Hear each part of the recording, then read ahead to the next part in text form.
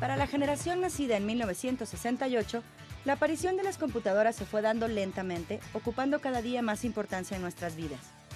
Esta generación fue la que escuchó que carreras como la de ingeniería en sistemas, robótica o computación serían las carreras del futuro. Hoy les presentamos a uno de los hombres que respondió a ese llamado.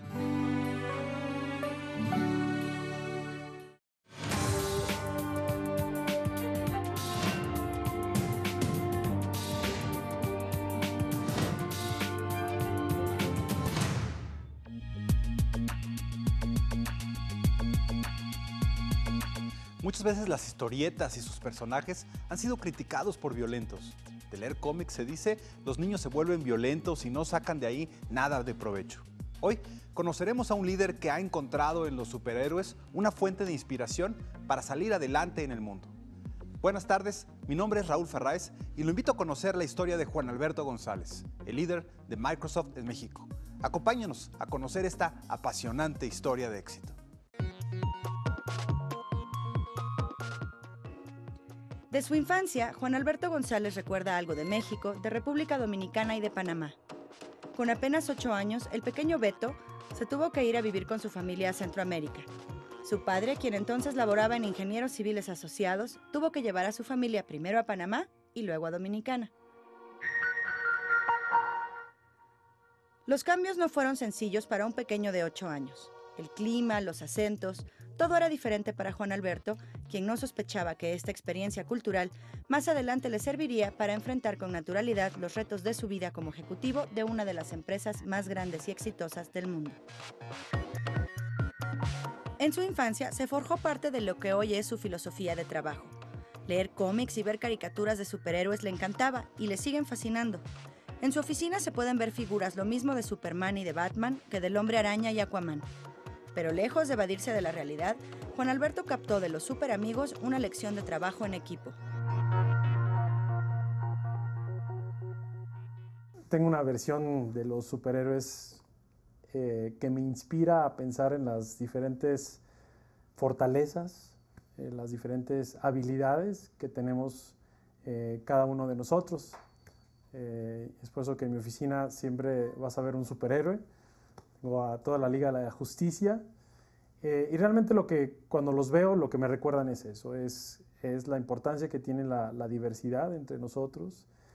Y un poco lo que me viene a la mente es cuando jugábamos pequeños y veíamos que Linterna Verde tenía el poder en su anillo de cargar cosas y hacerlas volar, o Superman ver con rayos X, o Batman ser muy inteligente, muy intrépido. Eso es lo que me motiva, ¿no? O la Mujer Maravilla con el avión invisible, o sus poderes cuando enlazaba a alguien con el lazo mágico. Entonces, en las organizaciones eso sucede, ¿no? Podemos tener esa alineación donde vemos las características de diferentes individuos, su intelecto, o el trabajo en equipo, o la facultad de resolver problemas difíciles, el simplemente innovar. Hay personas que son muy creativas, y eso es lo que me recuerda cada vez que veo a los superhéroes. Su otra gran influencia fue el fútbol americano. Juan Alberto jugó con los Pumas de la universidad y si por él hubiera sido, seguiría jugando. Aprendió del deporte la disciplina y el trabajo en conjunto. Su educación estuvo siempre ligada al deporte, donde aprendió que la superación individual es muy válida, pero que lo fundamental es el trabajo en equipo. Pues Juan Alberto regresó a México después de vivir en Centroamérica, justo al entrar la adolescencia. En la secundaria se convirtió en el típico desadaptado al que sus compañeros hacían trizas. Aquellos días fueron para él una verdadera pesadilla. El enojo y la frustración se fueron acumulando en Juan Alberto hasta que un día sucedió lo inevitable y comenzó a resolver sus problemas con los puños.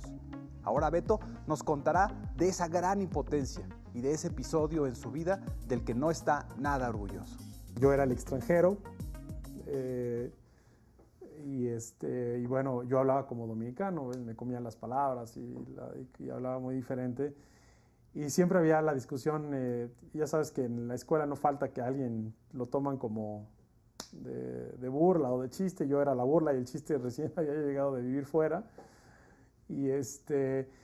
Y una vez, pues en el aula de clases, esto no es algo que, se lo tengo que, o sea, a mis hijos se los comento con mucha precaución, pues no aguanté más los insultos y las burlas y golpeé a la persona esta que más incidía en molestarme. Entonces, de ahí salió el apodo de Rocky, ¿no? Porque fue un gran pleito.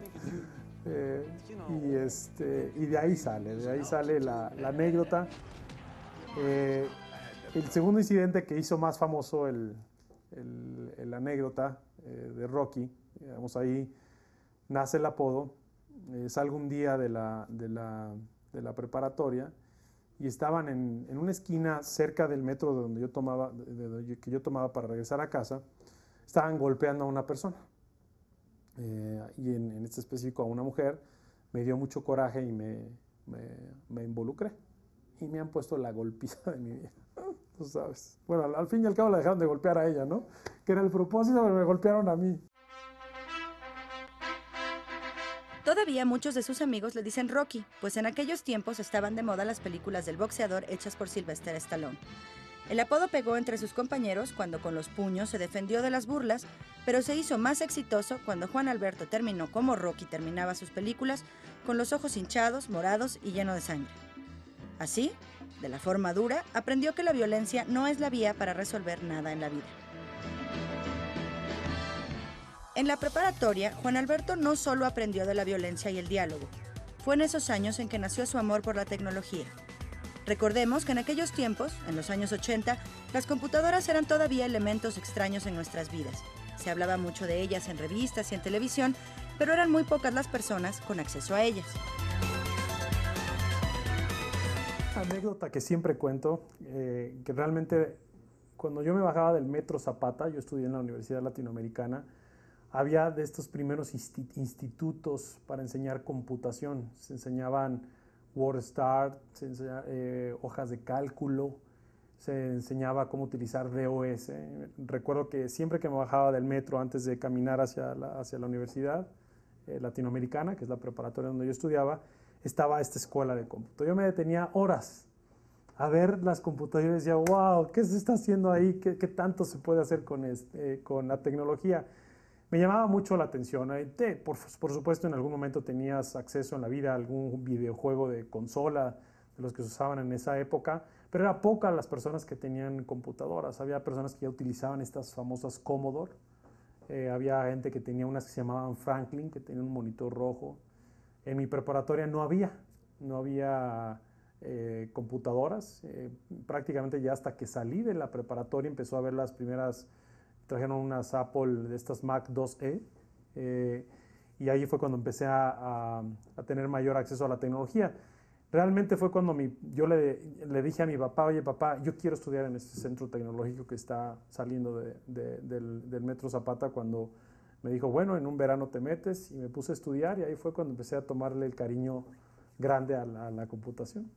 Al regresar del corte, Juan Alberto nos contará lo que seguramente es la peor experiencia que pudo haber vivido cuando en Colombia, por cuestión de unos segundos, estuvo a punto de perder la vida en uno de los peores atentados terroristas que se hayan vivido en Latinoamérica, y de cómo esta experiencia lo dejó íntimamente ligado a ese país sudamericano.